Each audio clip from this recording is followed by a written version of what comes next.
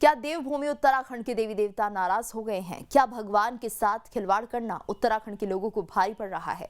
केदारनाथ त्रासदी के बाद जोशीमठ में आई तबाही उत्तराखंड की रक्षक मानी जाने वाली देवी मां धारा देवी के गुस्से का नतीजा है।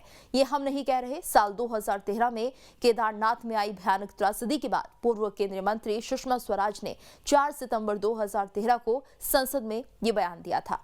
जोशीमठ के रहने वाले एक शख्स ने भी दावा किया है कि देवी देवता जोशीमठ की धरती को छोड़कर जाने को तैयार नहीं है। देखिए रिपोर्ट।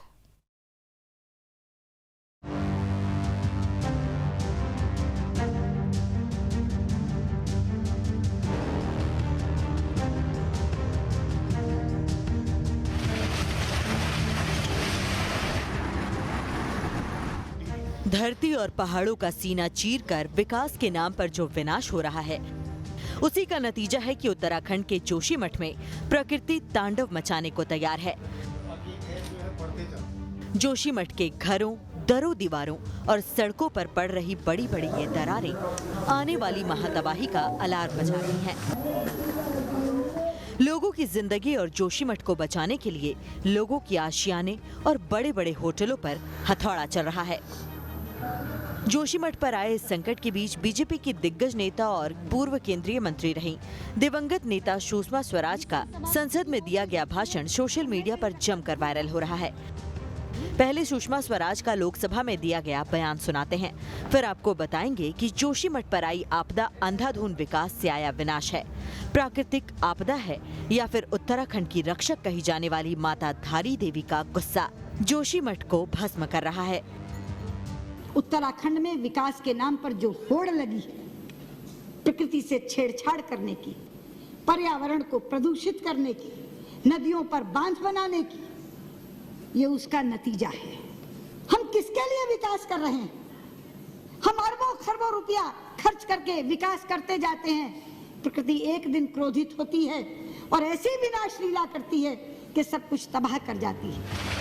साल 2013 में केदारनाथ की तबाही का जिक्र करते हुए सुषमा स्वराज ने चेतावनी दी थी कि अगर धारी देवी मंदिर को नहीं बचाया गया तो बार बार ऐसी भयानक आपदा आएगी कि पूरा उत्तराखंड तबाह हो जाएगा। क्या जोशीमठ में आज जो तबाही मची है वो मां धारी देवी के गुस्से का ही नतीजा है?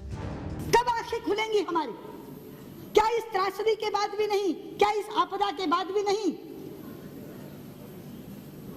वहाँ एक धारी देवी का मंदिर है, उत्तराखंड की रक्षक कहा जाता है उनको। उत्तराखंड की रक्षक देवी धारी देवी, उन धारी देवी के ऊपर भी एक विद्युत परियोजना चल रही है जिसमें धारी देवी को जलमग्न करने की योजना थी।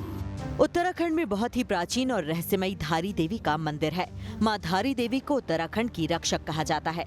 मान्यता है कि उत्तराखंड के श्रीनगर से थोड़ी दूरी पर मंदिर में स्थापित मां धारी देवी की मूर्ति दिन में 3 बार अपना रूप बदलती है। मंदिर में मां की मूर्ति चमत्कारिक रूप से बदलकर सुबह कन्या रूप में, दोपहर में युवती और शाम को एक बूढ़ी महिला की तरह दिखाई देती है। देवी काली को समर्पित मंदिर में विराजमान मां धारी देवी उत्तराखंड के 4 धाम की रक्षा भी करती हैं। विकास के नाम पर धारी देवी के मंदिर को जलमग्न होने से बचाने के लिए उमा भारती से लेकर सुषमा स्वराज ने तत्कालीन मनमोहन सिंह सरकार से बार बार गुहार लगाई थी, लेकिन आश्वासन देने के बाद मां धारी देवी मंदिर को जलमग्न कर दिया गया। 13 जून 2013 को केदारनाथ में आए प्रलय को अपने ऐतिहासिक भाषण में सुषमा स्वराज ने संसद में खड़े होकर मां धारी देवी के गुस्से का नतीजा बताया था। हमारी पार्टी की नेत्री उमा भारती एड़ी चोटी का जोर लगा रही थी उस धारी देवी को बचाने के लिए। एक एक के घर जाती थी। आडवाणी जी के नेतृत्व में प्रतिनिधिमंडल लेकर के, मुझे साथ लेकर के प्रधानमंत्री जी के पास गई थी। पर्यावरण मंत्री से सैकड़ों बार मिली थी। हमें प्रधानमंत्री जी ने आश्वस्त किया, हमें पर्यावरण मंत्री ने आश्वस्त किया, किसी भी कीमत पे धारी देवी वहां से हटाई नहीं जाएंगी। धारी देवी की मूर्ति अलग है, मगर धारी देवी वो शिला है जिस शिला को बचाने के लिए हम कह रहे थे। लेकिन सभापति जी, आप जानते हैं ये मात्र संयोग नहीं है। मैं सदन के लोगों को बताना चाहती हूँ, उधर 16 जून को धारी देवी जलमग्न हुई।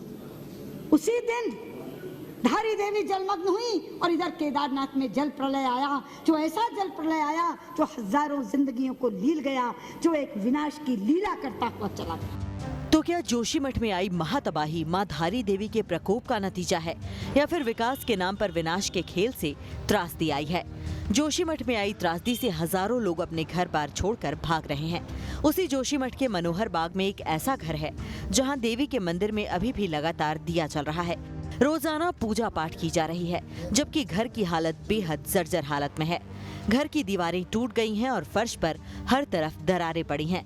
लेकिन घर के मालिक चंद्रवल्लभ पांडे चाहकर भी मंदिर में स्थापित इस देवी की मूर्ति को बाहर नहीं निकाल पा रहे। माता के भक्त चंद्रवल्लभ पांडे की माने तो घर शिफ्ट करते वक्त जैसे ही मंदिर शिफ्ट करने के लिए माता की डोली को हाथ लगाया, करंट का इतना तेज झटका लगा कि जमीन पर गिर पड़े। बार बार कोशिश के बावजूद भी कामयाबी नहीं मिली। वहाँ तक जैसे ही मैंने डोली पर, ये डोली है जो, ये डोली पर हाथ लगाया तो ऐसा लगा जैसे पूरा हाई वोल्टेज मेरे ऊपर आ गया।